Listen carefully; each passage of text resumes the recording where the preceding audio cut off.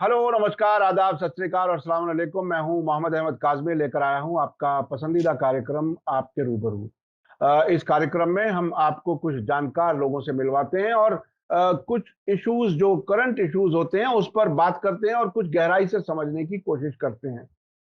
इस वक्त इंटरनेशनल खबरों में दो काफी अहम खबरें हैं। एक तो ये कि अमेरिका के प्रेसिडेंट जो बाइडन मिडिल ईस्ट के दौरे पर इजराइल, फिलिस्तीन और सऊदी अरब के दौरे पर आने वाले हैं, जो अगले जुलाई में 13 से 16 तारीख के बीच में दोनों तरफ उन्हें जाना है। इस विजिट की खास बात यह है कि अब से पहले जो बाइडन ने सऊदी अरब के क्राउन प्रिंस से ना तो फोन पर बात की है और ना ही कोई इस तरह का इंक्लिनेशन दिखाया। लेकिन अब जो वाशिंगटन से खबरें आ रही हैं वो ये कहा जा रहा है कि अमेरिका कहीं जा नहीं रहा, मिडिल ईस्ट हमारे लिए काफी इंपॉर्टेंट है। ये विजिट काफी अहम है। इसके अलावा यूक्रेन जंग में क्या कुछ हो रहा है, अब तक कहां पहुंचे और रूस क्या अपना मकसद हासिल करने में किसी हद तक कामयाब है, इस पर भी बात करेंगे। और इसके लिए मेरे साथ आज खास मेहमान हैं, सीनियर जर्नलिस्ट शेख मंजूर साहब, जो एक लंबे अरसे तक कई मीडिया ऑर्गेनाइजेशंस में काम किया, इंटरनेशनल और नेशनल, और बहुत से मुल्कों के दौरे किए हैं, हालात को समझे हैं। शेख मंजूर साहब, वेलकम है आपका मीडिया स्टार वर्ल्ड को, आपने वक्त दिया। Thank you. आप ये बताइए कि जो बाइडन की विजिट मिडिल ईस्ट की कितनी इंपॉर्टेंट है। मैं अगर याद मुझे आता है कि डोनाल्ड ट्रंप अपने ओहदे पर आने के कुछ ही महीने के बाद मिडिल ईस्ट का दौरा किया था और सऊदी अरब आए थे। लेकिन इनका दौरा कुछ ज्यादा देर में हो रहा है। क्या कुछ है ये, इस दौरे की अहमियत क्या है? देखिए, अमेरिका की पोजीशन खासकर मिडल ईस्ट के बारे में ऑलमोस्ट आइडेंटिकल है, लेकिन अब इसमें क्या है, कोई एग्रेसिवली इसको परस्यू करता है। और बाइडेन ने 2.5 साल के बाद ये फैसला किया कि यहाँ आ जाए। ये ऐसी सूरत है, साफ छुपते नहीं, सामने आते भी नहीं। हम्म। एक तरफ बाइडेन अपने आप को ह्यूमन राइट्स इश्यूज के बारे में चैंपियन मानता है, लेकिन अगर आप देखेंगे बाइडेन के बगैर अलावा उसके अलावा सारे जो है यूएस के टॉप फंक्शनरीज, जिसमें सेक्रेटरी ऑफ स्टेट है, डिफेंस सेक्रेटरी है, एनएसए है, सीआईए है, ट्रेड मिनिस्टर्स या दूसरे हैं, सारे ऑफिशियल्स ने, मिनिस्टर्स ने सऊदी अरब का तकरीबन हाफ अ डजन टाइम्स से भी ज्यादा विजिट किए हैं। हम्म। सिर्फ इनकी जो पर्सनल ये जो था, इसका मतलब है कि पॉलिसी ऑलमोस्ट आइडेंटिकल थी। हम्म। सिर्फ प्रेसिडेंट का ये था कि जमाल खशोगी के मसले के बारे में जब ये 2018 में हुआ, तो उनका ये लग रहा था उस वक्त, जो सीआईए ने जो रिपोर्ट दिया था, कि उसमें शायद क्राउन प्रिंस जो है डायरेक्टली इन्वॉल्व, और जियो बाइडेन भी यही समझते। इसी वजह से वो जब पावर में आए वो हेजिटेंट थे इनसे मिलने के लिए। लेकिन पर्सनल जो इनके होते हैं, इनके लिए पैरामाउंट होते हैं कंट्री के इंटरेस्ट। आखिरकार वो इसको और वही रिसीव करेंगे। हम्म। यही अब न्यूज आ रही है, जी जी जी। जिसको मिलने से ये अवॉइड कर रहा था, क्योंकि उन्हें अमेरिका को भी अब रियलाइज होने लगा है कि पिछले 2-2.5 साल के दौरान सऊदी अरबिया ने भी अपनी जो पॉलिसी में थोड़ी बहुत शिफ्ट लाई है। हम्म। यूक्रेन का जो मसला है हमारे सामने है, सारे गल्फ कंट्रीज न्यूट्रल रहे। इन्होंने ओपनली अमेरिका या यूरोपियन यूनियन का सपोर्ट नहीं किया। इसमें सऊदी अरबिया के ताल्लुकात चाइना के साथ भी बहुत मुस्तकम हो गए, और खासकर ट्रेड के मसले में। और हाल ही में किंग सलमान ने कहा, जो चाइना हमारा स्ट्रेटेजिक पार्टनर है, उसको भी ये सारी चीजें, इन सारी चीजों को मद्देनजर रखकर आखिरकार बाइडेन को सऊदी अरबिया का दौरा करना पड़ा। क्योंकि उनको कहा गया कि ये जो है गल्फ कंट्रीज, वो गल्फ कंट्रीज का सीमित भी हो रहा है वहां पर, उनको कहा गया कि इनके साथ जो रिलेशंस है इनको कंसोलिडेट करने की जरूरत है, वरना यही एक यही जो ग्रुप है 6 कंट्रीज का, ये स्ट्रॉन्ग अलाइज रहे हैं यूएस के थ्रू थिक एंड थिन, उसमें कोई दो राय नहीं है। यूएस के जो है मिलिट्री इंस्टॉलेशन न सिर्फ सऊदी अरबिया बल्कि कतर में भी है, और दूसरी जगह जो भी यूएस करवाना चाहता है वहां पर, चाहे तालिबान के साथ टॉक्स जो है वो कतर में किए गए, वो सारी चीजों उनको मद्देनजर रखकर they can not ignore Gulf region, ये इनके लिए अहम है। और ये इनके लिए मिंटिंग मशीन है, ये समझिए पैसा जो वहां आता है, मैक्सिमम पैसा जो आ रहा है वो गल्फ से ही उनको आ रहा है। अब इस वक्त दौरे का ये भी मकसद है कि यूक्रेन वार की वजह से जो ऑयल क्राइसिस दुनिया में पैदा हो, पर बैरल जो है $120 तक जो पहुंच गया है, इससे सारी इकोनॉमीज जो वर्ल्ड की वो असरअंदाज हो रही है।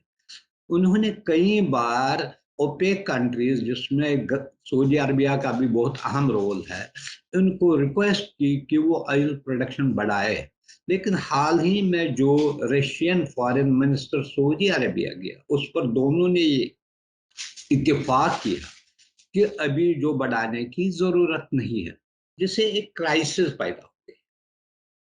खासकर यूरोपियन इकोनॉमीज है वो तकरीबन उनके बदहाल इस वक्त है, उसमें वहां पर इन्फ्लेशन हाई है, प्राइस राइज है, सिक्योरिटी है, इकोनॉमी जो वार इतना खिंच गया, इनकी इकोनॉमी भी तबाह हो रही है। इसलिए उन्होंने समझा बेहतर यही है कि हम वहां पर जाएंगे और इनको किसी हद तक कन्विंस करें कि ऑयल प्रोडक्शन जो भी गल्फ कंट्रीज इसमें ओपेक के मेंबर्स है उनको रिक्वेस्ट करे, प्रेशर करे, परस्यू करे, जो भी वो करे, ताकि ऑयल प्रोडक्शन बढ़ जाए, जिससे क्रूड ऑयल प्राइसेस में किसी हद तक कमी आ जाएगी और स्टेबलाइज हो जाएंगे। लेकिन इसके साथ ही हमें ये देखना है, ये अजीब दास्तान है, एक तरफ वो इजराइल भी जा रहे हैं और फलस्तीन भी जा रहे हैं। हालांकि ट्रंप के जमाने में फलस्तीन को टोटली इग्नोर किया ही गया। उस दौरान जो टेल अवीव से जो है जेरूसलम शिफ्ट की गई अमेरिकन एम्बेसी, और फलस्तीन के साथ कोई भी बड़े कांटेक्ट, लेकिन ये जा रहे हैं, शायद इसलिए जा रहे हैं कि ये फिर रिवाइव करना चाहते हैं 2 स्टेट फार्मूला। लेकिन इसमें भी आप देखिए बहुत कंट्राडिक्शन, एक तरफ वो जब वो इजराइल जाएंगे उनके डिफेंस को पूरा करने के लिए, उनके डिफेंस रिक्वायरमेंट से भी ज्यादा उनको ये देते हैं सामान, ताकि वो वहां पर बड़ा स्ट्रांग मिलिट्री कंट्री रहे। लेकिन साथ साथ सिर्फ palestine के मामले में ये लफाजियत ही रहती है, बियॉन्ड दैट शायद कुछ उनको असिस्टेंस दी जाएगी, या ये कह रहे हैं कि एक मिशन वहां पर फिर से फंक्शनल हो जाएगा, उनके साथ राबते रहेंगे। लेकिन अगर ये वहां पर 2 स्टेट फार्मूला को भी हमायत करेंगे, एंडोर्स करने की कोशिश के, उसके लिए कोई सीरियस एफर्ट नहीं किया जा रहा। अब मैं आपको बताऊं कि व्हाइट हाउस का जो रीड आउट जारी हुआ इनके विजिट के बारे में, वो पैलेस्टाइन को बाकायदा उस तरह से मेंशन नहीं करते कि एक मुल्क के तौर पर, वो वेस्ट बैंक लिखते हैं अपने ऑफिशियल कम्युनिके में। तो फिलिस्तीन उनकी प्रायोरिटी में नहीं है, शायद वो बहरहाल कुछ दिन और दुनिया को ये दिखाना चाहते हैं कि वो फिलिस्तीन की हिमायत करते हैं। अभी जो मैं आपसे जानना चाहता हूं कि वो जो नॉर्मलाइजेशन का प्रोसेस अरब मुल्कों के साथ इजराइल का मुसलसल उसके लिए कोशिशें हो रही हैं, उसके बारे में कई ऐसी रिपोर्टें आई हैं। एक तो ये कि नफ्ताली बेनेट ने जो अभी ताजा बयान है वो ये है कि जो बाइडन की मिडिल ईस्ट की विजिट से इजराइल को मिडिल ईस्ट में इंटीग्रेट करने में मदद मिलेगी, वो इंटीग्रेट करेंगे। तो क्या आपको लगता है कि इस मौके पर इजराइल और सऊदी अरब के डिप्लोमेटिक ताल्लुकात का कोई ऐलान हो जाएगा? क्या कोई इतना नजदीक है? क्या कुछ हालात? देखिए, ये जो sooner or later it is going to happen, क्योंकि ये सऊदी अरबिया ने भी मान लिया है कि हमें उनके साथ रवाबते बढ़ाने हैं। ये पहले ही होता, क्योंकि विद इन सऊदी अरबिया इस मामले पर कुछ वॉइसेस इसके खिलाफ आ गए, क्योंकि Saudi Arabia claims itself to be the custodian of two holy mosque, और मुस्लिम उम्मा का वो एक लीडर मानता है अपने आप को। इस मामले में उनको कहा गया, वार्न किया गया कि हेस्ट डिसीजन मत लीजिए, क्योंकि सऊदी अरबिया का ही जो स्ट्रांग अलाई है बहरैन। तो एक वक्त जब वो वहां पर अपराइजिंग शुरू हुई, एक वक्त वो भी आया कि वहां के अमीर ने कहा था हम सऊदी अरबिया के साथ एक कॉन्फेडरेशन बनाएंगे, वहां तक गया। उसने तो रिकॉग्नाइज किया, यूएई ने किया, ओमान के साथ भी ताल्लुकात बहुत बढ़ गए, सूडान को भी किया गया, और बहुत सारी कंट्रीज जो बाकी जो इससे पहले जो थे, जॉर्डन था, इजिप्ट था, मोरक्को था, वहां पर तो हुआ है। It's a matter of time. अब जो टाइम है, क्या इसी वक्त होगा? मुझे उसमें थोड़ा बहुत शक इस वजह से है कि इंटरनेशनल लेवल पर ये एक मैसेज आएगी कि इस विजिट का सबसे इम्पोर्टेंट मकसद यही है कि सऊदी अरबिया उसको रिकॉग्नाइज करे, इजराइल को। वरना सऊदी, लेकिन वो ये मैसेज देने चाहते हैं कि एक तो ये इंटरनेशनल क्राइसिस जो है, इकोनॉमिक क्राइसिस है, इस पर ज्यादा गुफ्तगू होगा, यही अल्टीमेटली जो आप कहते हैं। हाँ। लेकिन टाइमिंग टाइमिंग के बारे में अब पहले भी रिपोर्ट्स आए थे, जब फॉर्मर प्राइम मिनिस्टर इजराइल के नेतान्याहू थे, वो मिले थे क्राउन प्रिंस के बारे में। ये भी था कि हाई लेवल डेलीगेशन एक्सचेंज भी करते हैं। सिर्फ एक चीज है, ऑफिशियली अभी तक इस बारे में नहीं कहा जाता, लेकिन ये जो है, ये ज्यादा देर जो है, ये मसला जो है, ऑफिशियल और अनऑफिशियल मसला जो है, ये भी कुछ देर के बाद खत्म होगा। और इसमें दो राय, क्योंकि जी जी उसमें जी, बताएं। एक चीज और ये कहना चाहते हैं, जैसे उन्होंने कहा इंटीग्रेट करना चाहिए ये गल्फ कंट्रीज को और प्लस इजराइल को मिला के, जो भी उनको लगता है रीजन में थ्रेट है, जैसे ईरान के बारे में कहता है, हिजबुल्लाह के बारे में, एक जो है एक ग्रुप बनाया जाए जो उसको टैकल कर सके। लेकिन कुछ और कंट्रीज है गल्फ के, खासकर इसमें कुवैत जो है, अभी भी वहां पर रिलक्टेंस है, उस पर ज्यादा नहीं यूएस दबाव डाल रहा है, क्योंकि उनका सबसे ज्यादा फोकस इस वक्त सऊदी अरबिया पर है।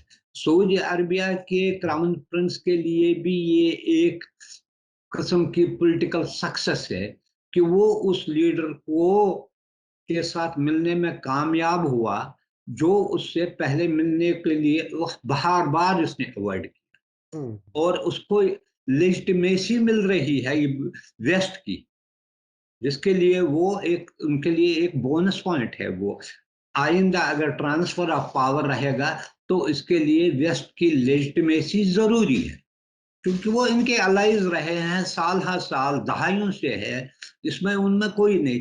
अब बीच में कुछ जो बड़ी कंट्रीज है जैसे चाइना और रशिया, वो भी इसके बीच में आ रही है, लेकिन उनके लिए अभी भी जो वेस्ट है बहुत अहम है। अच्छा, दो तीन खबरें हैं जो ताजा कुछ सामने आई थी। एक तो ये कि सऊदी अरब के डिप्टी डिफेंस मिनिस्टर जो मोहम्मद बिन सलमान के छोटे भाई हैं, छोटा भाई वो खालिद बिन गए थे ना सलमान, अमेरिका। वो अमेरिका गए थे और उन्होंने वहां से जो बिटवीन द लाइन किस्म की रिपोर्टें आई, उसमें यह बताया गया कि खालिद बिन सलमान ने अमेरिकन से ये कहा कि हमने एक सर्वे कराया है सऊदी अरब में, जिसमें 30 साल से कम उम्र के लोग, जो जवान लोग हैं, वो इजराइल के साथ ताल्लुकात बेहतर रखना चाहते हैं। तो ये एक पहली बार था जहां पब्लिक सेंटिमेंट्स का जिक्र किया गया।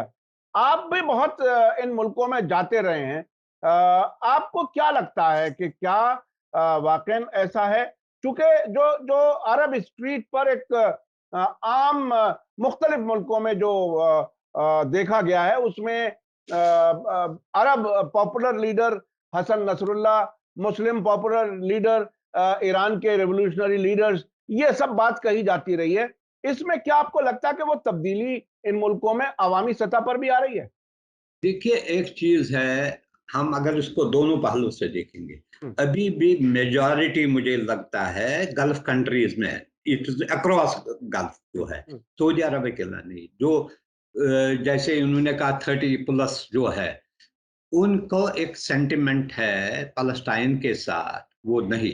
अब ये जो कहते हैं नेचुरली, ये जो उन्होंने सिनेमा हॉल किए हैं फुटबॉल के लिए, ड्राइविंग लाइसेंस दिए हैं, एक ये जो यूथ में एक ये जो है वो सिनेमा भी जाना चाहता है, फुटबॉल भी खेलना, ड्राइविंग लाइसेंस, इसमें जो यंगर तबका है कहीं ना कहीं उसमें ये एक फीलिंग ऑफ सेटिस्फेक्शन है कि जो वहां पर कदम उठाए, शायद उनको जो यूरोप जाना पड़ता था उसके लिए, एंटरटेनमेंट के लिए, एक्सकर्शंस के लिए, पिकनिक्स के लिए, वो क्योंकि वो फ्रीक्वेंटली जाते थे, खासकर समर में जाते थे, स्पेन जाते थे, स्विट्जरलैंड जाते थे या दूसरी जगह, उनमें हो सकता है ये तब्दीली होगी। लेकिन जब ये सेंटिमेंट आता है, सेंटिमेंट और एंटरटेनमेंट में हमें फर्क करनी चाहिए। सेंटिमेंट एक रहता है पॉलिटिकल सेंटिमेंट कि ये जो चीज है इसमें हमें कॉशियसली जाना चाहिए। अल्टीमेटली मिला क्या, जो कई बार अब्राहम अकॉर्ड हुआ, इससे पहले ओस्लो हुआ, इससे पहले बहुत सारे अकॉर्ड हुए, फलस्तीनियों के साथ वादे ही किए गए और नथिंग, और आज उनकी हालत वर्स्ट है जो सुधरनी चाहिए, सुधरती तो नहीं। हर अभी जब उन्होंने किया, जब खासकर जब यूएई ने किया, बहरीन ने किया, जो अभी वहां पर ये हुआ था, 2-3 ममालिक के ये जो आए थे, उन्होंने उस वक्त कहा हम चाहते हैं फलस्तीन रेजोल्यूशन का मसला हो जाएगा। लेकिन जब उस वक्त इजराइल वालों ने भी ये कहा हम चाहते हैं ये मसला, लेकिन दूसरे ही दिन जो उन पर जुल्म डालते हैं, जो तशद्दुद किया जा रहा है, जो मारे जाते हैं लोगों को, वो तो सबों के सामने अयान है। हालात सुधरते नहीं है। जिस दिन, अगर आज इससे पहले भी मैंने आपको कहा, जिस दिन टर्की के वजीर खारजा गया, दूसरे दिन वहां पर इतना तशद्दुद हुआ और लोगों को मारा गया। फिर क्या होता है? फिर ये जो है, फिर जो मसला है, मसले के बारे में, मसले को हल करने के बारे में कोई एक्शन ही नहीं है, कोई एफर्ट ही नहीं किया जाता। खासकर ये जिम्मेवारी अरब कंट्रीज और गल्फ कंट्रीज पर है। जब तक कि वो प्रेशर नहीं यूरोप का और अमेरिका पर डालेंगे, भाई ये ठीक है जो आप उनको कर रहे हैं, लेकिन इस मसले को हल करने में आपको पेशरफ करनी चाहिए। बस सिंपली बयानबाजी से तो मसाइल तो हल नहीं होते हैं ना। अच्छा, सऊदी अरब का अब तक ऑफिशियल जो रुख है, उसमें यह है कि जब तक इजराइल फिलिस्तीन मामला हल नहीं होता, हम डिप्लोमेटिक ताल्लुकात कायम नहीं करते। एक दूसरी ओपिनियन है जो तुर्की और दूसरे मुल्कों ने का कहना है कि इजराइल से ताल्लुकात हम इसलिए अच्छे करना चाहते हैं कि फिलिस्तीन मसला हल हो जाए। इन दोनों नजरियों के बीच एक तो क्या फर्क आप महसूस करते हैं, और क्या सऊदी अरब आखिर तक इसी पर रुकेगा, या ये सिर्फ एक ऑफिशियल बयान है, अंदर तैयारी दूसरी है? दोनों में कुछ फर्क नहीं है। हमने देखा है बहुत सारे कंट्रीज है, इस्लामिक कंट्रीज, जिन्होंने किया है। पहले इसमें से जो था कैंप डेविड अकॉर्ड के जरिए, जॉर्डन ने भी किया, उसके बाद इजिप्ट ने भी किया, इसके अलावा मोरक्को था उस वक्त, ट्यूनीशिया में भी था इनका सेक्शन, और टर्की का भी एक, कतर में था इनका इंटरसेक्शन, एक ट्रेड सेक्शन था। हुआ क्या, अगर आप कई मुल्कों के साथ उनको 10-10 20-20 साल से डिप्लोमेटिक रिलेशन है, क्या कोई किसी तरीके से बेहतरी आई है? क्या इन ममालिक की तरफ से कोई इनिशिएटिव लिया गया? 8-10 ममालिक इकट्ठे बैठकर इसराइल और फलस्तीन के जो लीडरशिप है उनको बिठाए, उनको कुछ समझौता करने पर राजी करे? क्या कुछ हुआ है? किसी ने इनिशिएटिव नहीं लिया।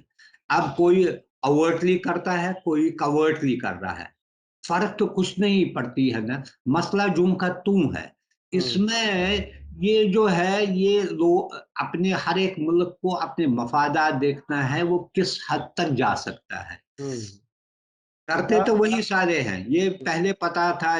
हमें आज से 20 साल पहले पता था, जब वो कहते जॉर्डिनियन किंग हुसैन था, उसका सारा इलाज इजराइल में हुआ, मरने से 2 दिन पहले उसको जॉर्डन वापस लाया गया। इन बड़े बड़े जो रॉयल फैमिलीज के जो है, हर एक कंट्रीज के, उनका ट्रीटमेंट, उनको बहुत सारे जाते हैं वहां पे। अब तो ओपनली हो गया है, हम्म। मिलते भी है दूसरी जगहों से। अब ये जो रिकॉग्निशन है फॉर्मली और informally, it has become irrelevant in the hmm. Present system. It जी। Is not going to serve Palestinian cause के लिए इसको डीलिंग करना चाहिए। तो मैं हम्म। पहले ही कहा था, फलस्तीनियन काज की अरब कंट्रीज को अब फिक्र नहीं है। हम्म। उनके जो है पर्सनल मफादात जो है वो बहुत अहम हो गए हैं। ये लफाजी तौर पर ये कहा जाता है जब कोई स्टेटमेंट दिया जाता है, हाँ इनका मसला भी है, इसको भी हल किया जाए। Hmm. Beyond that it has no meaning at all. हाँ, अच्छा अच्छा शेख साहब, अभी पिछले एक हफ्ते में एक बात अलग अलग तरीके से सामने आई है। एक तो अमेरिका में कुछ सीनेटर्स, दोनों पार्टियों के, रिपब्लिकन और डेमोक्रेट्स, हाँ, उन्होंने एक एक मुसव्वदा कानून, एक बिल पेश किया है अपनी सरकार को, जिसमें यह कहा है कि अमेरिका को चाहिए कि इजराइल और 9 अरब मुल्कों को मिलाकर मुश्तरक एयर डिफेंस सिस्टम बनाना चाहिए ईरान के खतरे से निपटने के लिए। अभी कल यायर लेपिड ने भी, जो डिफेंस मिनिस्टर हैं इसराइल के, उन्होंने भी ये कहा कि अमेरिका को चाहिए कि इसराइल और उसके, अमेरिका के जो एलाइज हैं अरब, अब वो ये भी नहीं कह रहे कि जिनके इसराइल से डायरेक्ट ताल्लुकात हैं, उनको मिलकर के एक कॉमन डिफेंस सिस्टम बनाना चाहिए ईरान के खिलाफ। इसको आप किस तरह से देख रहे हैं? क्या ये नॉर्मलाइजेशन से जुड़ा हुआ है या नॉर्मलाइजेशन से पहले ही अमेरिका चाहता है, इसराइल चाहता है कि ऐसा कुछ हो जाए? देखिए, अगर आपने देखा ट्रंप के जमाने में सऊदी अरबिया के साथ एक डील हुई जिसमें $350 बिलियन से ज्यादा था। उसमें तकरीबन $100 बिलियन जो include, exclusively it was on defence cooperation. बिल्कुल। उसमें लेटेस्ट वेपनरी थी।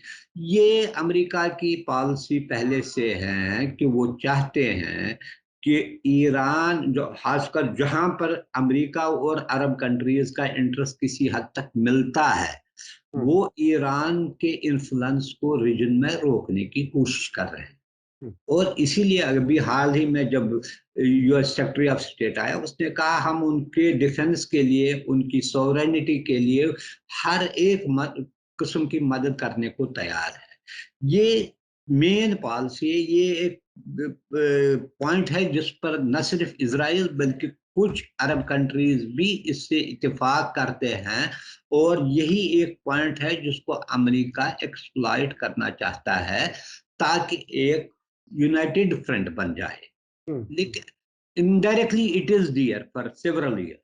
हम्म। अब उसकी एक शेप देना है, इतनी ही फर्क है। हम्म। सबसे ज्यादा जो है डिफेंस सप्लाईज जो करता है गल्फ कंट्रीज को, बी एट करा, इराक, यूएई, सऊदी अरब, कुवैत या दूसरे कंट्रीज, इनको अमेरिका से ही नहीं मिलता है एंड उसके अलाइज से ही मिलता है। इसलिए उसमें कोई, यानी कि अचंभे की कोई बात नहीं है। ये हो भी सकता है। ये अगर फॉर्मली नहीं है, इनफॉर्मली वही है। हम्म। फॉर्मली उसमें जो है, जैसे हमने कहा कि आप उससे बात करो, क्राउन प्रिंस से बात करो ना करो, लेकिन रिलेशन तो वही रहे ना। हम्म। रिलेशन तो वही रहे। ये बस दिखावे के लिए कोई, ये जिसमें डिप्लोमेसी में ये दिखाना चाहते हैं हमारे कितने अजीज है, ह्यूमन राइट्स इश्यूज कितने अहम है हमारे लिए ये। लेकिन अल्टीमेटली वही होता है जो कंट्री के इंटरेस्ट में उनको लगता है कि किस तरीके से जो उनके वाइटल इंटरेस्ट है रीजन में, उनको कैसे बचाया जाए। और ताकि ये नहीं, अब यही बात नहीं है कि ईरान ही है, अब वो रशियन और चाइनीज इन्फ्लुएंस को भी इस रीजन से बचाना है। क्योंकि चाइना जो है फैल रहा हर तरफ हम्म। से। हम्म। ऑलरेडी उसने अफ्रीका में इतना फैल गया है कि इन्होंने कहा थे, यूएस एंड उसके अलायंस जो है, यूरोपियन अलायंस, वो बड़े पैमाने पर वहां एक बड़ी पैकेज देना चाहते हैं अफ्रीकन कंट्रीज को for their development and other. ये हम्म। चीजें इनको दो तीन चीजों से इनको बचाने की कोशिश की थी, लेकिन फ्रंट लाइन में जो है वो ईरान। अच्छा, इस पर तो काफी बात हो गई। अब यूक्रेन जंग को आप कहाँ महसूस कर रहे हैं इस वक्त? क्या कुछ है? डोनबास के काफी बड़े इलाके पर खुद यूक्रेन का कहना है कि रूस का कब्जा हो चुका है और अब वो राजधानी देखिए कीव वगैरह पे नजर नहीं रखते, इसी तरफ फोकस है। अब आपको क्या लगता है कि क्या देखिए किसी अंडरस्टैंडिंग की तरफ बात बढ़ेगी अब कब्जा अगर ये सॉलिडिफाई हो जाए तो? देखिए मुझे लगता है कि अब 120 दिन के करीब हो गए इस जंग को। मुझे लगता है यूक्रेन वाले अब थक गए हैं हम्म, हम्म, और उसके जो अलाइज है, खासकर जो इसके वेस्टर्न में जो इसके इर्द गिर्द के ममालिक है यूरोप में, उन्होंने भी आर्म्स एम्यूनिशन दिया, मटेरियल सपोर्ट दिया, इवन कहीं न कहीं वॉलंटियर्स भी भेजे गए। उनकी इकोनॉमी भी बुरी तरह इफ़ेक्ट हो गई है। जो सप्लाइज़ दे रहे हैं, अभी 2 दिन पहले यूक्रेनियन प्रेसिडेंट ने कहा हर दिन हमारे 100 से 200 के करीब जो है सोल्जर्स मरते हैं। हम्म, ये पहली बार जो प्रेसिडेंट आज से 3 हफ्ते पहले, 4 हफ्ते पहले ये कह रहा था हम हर तरफ की रेजिस्टेंस देने को तैयार है। अब वो दिखा रहा है कि टायर्डनेस, हाँ, वीकनेस दिखा रहा है। इसके साथ-साथ ही उन्होंने ये मान लिया कि 80 टू 90% जो ईस्टर्न ज़ोन में जैसे आपने बात की, वहाँ पर रशियन कब्ज़ा हो रहा है।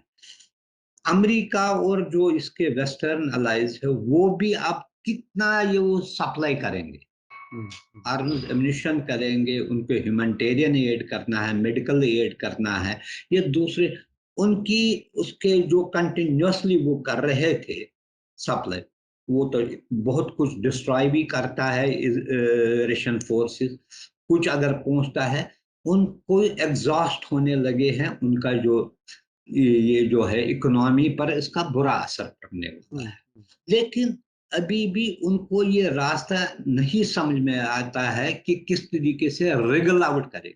हम्म, वो कोशिश करते हैं कुछ फेस से मिले, लेकिन अब मुझे लगता है रशिया का पल्ला फिर भारी हो गया। हम्म, एक तरफ से उनको जो कल परसों ही एक रिपोर्ट आई है, जो उन्होंने सस्ते दामों पर तेल भेजा, उससे उनको $95 बिलियन के करीब पैसे आए। हम्म, उनकी इकोनॉमी पर इतना असर नहीं पड़ रहा है जितना कि यूरोपियन इकोनॉमीज पर असर पड़ रहा है। और इसके अलावा आप देखिए यूक्रेन का तहस नहस हुआ, कुछ है ही नहीं। अब जब 120 दिन आपने वार लड़ा और अब आपको लगता है फैटीग इसका लग रहा है, हम्म, अब वो लग रहे हैं वो थक गए हैं। जो बाहर से जो वलवला और जुनून के साथ बाहर से वॉलंटियर्स आए, उनमें से कुछ पकड़े गए, दो अभी हाल ही में देखा हमने, ब्रिटिश के और एक मोरक्कन है, उनकी ट्रायल शुरू की इलेक्शन। अब वो जो बाहर से आना शुरू हो वो भी बंद हो गया। अब हम्म, जो लोकल ही लड़ रहे हैं उनमें भी जो सप्लाई जो है, सप्लाई में कभी कभी कमी होती है, टाइम पर नहीं आती है। अगर कुछ सप्लाईज मिलते हैं तो उनको रशिया तबाह बर्बाद कर रहा है। और लेकिन मुझे लगता है अगले बाय जुलाई एंड ये क्रूशल रहेगा ये वार। हम्म, हो सकता है इसके बाद ही इसका कोई हल निकलने सामने आ जाएगा। इस वक्त जो यूक्रेन के जो उसके प्रेसिडेंट ने जो रेजिस्टेंस दिखाई, वो बिगिनिंग में वो काबिल उसके लिए बहुत बड़ा था, जैसे उम्मीद नहीं की जाती है। हम्म, लेकिन अब लग रहा है कि वो वीकनेस आ रही है, विड्रावल सिम्टम्स है उसमें। हम्म। तो कैसे वो करेगा, ये एक बहुत बड़ी अहम बात अच्छा अच्छा, शेख साहब, आपने कई बार ये बात दोहराई कि इस जंग में असल फैसला करने वाला व्लादिमीर पुतिन ही है, रूस के प्रेसिडेंट हैं। शुरू उन्होंने किया था, खत्म भी वही करेंगे। क्या अब भी आप उसी तरह से है। महसूस वही करते वही अब तो उसके लिए ज्यादा अहम है। अब वो जिस तरीके से पिछले एक हफ्ते से न्यूज आ रही है, जो अब एक्सेप्ट करते हैं यूक्रेनियन प्रेसिडेंट, अथॉरिटीज एक्सेप्ट करते हैं, जैसे ईस्टर्न रीजन में वो कहते हैं 90% उसके कुछ जो जहां पर एटॉमिक है उस पर भी वो बॉम्बिंग वॉम्बिंग और फंस भी गए हैं बहुत सारे लोग वहां पर, हर जगह ये। अब तो वो खुद भी एक्सेप्ट कर रहे हैं उसका अपर हैंड है कहीं जगह। हैं?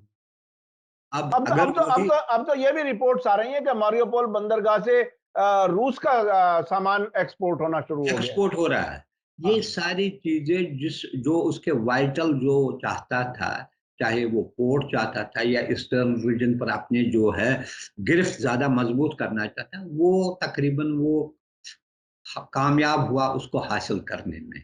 और शायद अगर ये पूरा 100% और पोर्ट पर कब्जा रहेगा, यही शायद यहाँ ही वो वार खत्म करेगा। इस दौरान वेस्टर्न मीडिया ये भी खबरें फैलाती है कि पुतिन बीमार है and he is not going to survive for a long period. हो सकता है, क्या इसमें सदाकत है, क्या ये रिपोर्ट फैब्रिकेटेड है कि उनको जो रशियन जो ट्रुप्स है उनको डिमोरलाइज करने के लिए, क्या ये सही है?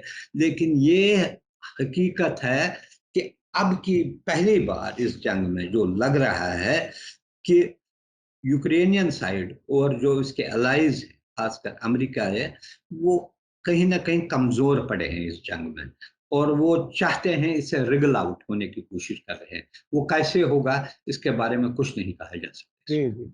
बहुत-बहुत शुक्रिया शेख मंजूर साहब, आपने मिडल ईस्ट के जो बाइडेन के दौरे के बारे में काफ़ी तफ़सील से बताया और क्या-क्या इम्कान है, क्या सऊदी अरब और इज़राइल के बीच ताल्लुकात का ऐलान हो सकेगा, नहीं हो सकेगा, उस पर आपने बताया। और ये जॉइंट मिलिट्री का जो एक प्लान जिस पर बात हो रही है, उसके बारे में भी आपने काफ़ी अहम बातें बताई और ख़ास तौर पर यूक्रेन जंग के बारे में आपने कहा कि अब ऐसा लगता है कि खत्म होने की तरफ बढ़ रही है और यूक्रेन के फौजी, यूक्रेन के प्रेसिडेंट, यूक्रेन थक चुका है और उसके साथ ही मुल्क भी सपोर्ट करने की हालत में शायद उतने नहीं है जितने पहले थे। हालात उसी तरह से हैं कि पुतिन जब चाहेंगे तो जंग बंद होगी। ये बहरहाल बहुत ही अहम बात है, क्योंकि आप शुरू से ये बात कहते रहे और आज भी सूरत हाल तकरीबन वही है। बहुत-बहुत शुक्रिया शेख थैंक मंजूर यू। साहब, आपने वक्त दिया। इसी के साथ मुझे दीजिए इजाजत। धन्यवाद, शुक्रिया। जय भारत, जय हिंद। मीडिया स्टार वर्ल्ड के और वीडियो देखने के लिए हमारे चैनल को सब्सक्राइब करें और सीधे नोटिफिकेशन पाने के लिए बेल आइकन दबाएं। और अगर हमारी खबर सच्ची और अच्छी लगे तो अपने व्हाट्सएप, इंस्टाग्राम, फेसबुक और ट्विटर अकाउंट पर जरूर शेयर करें।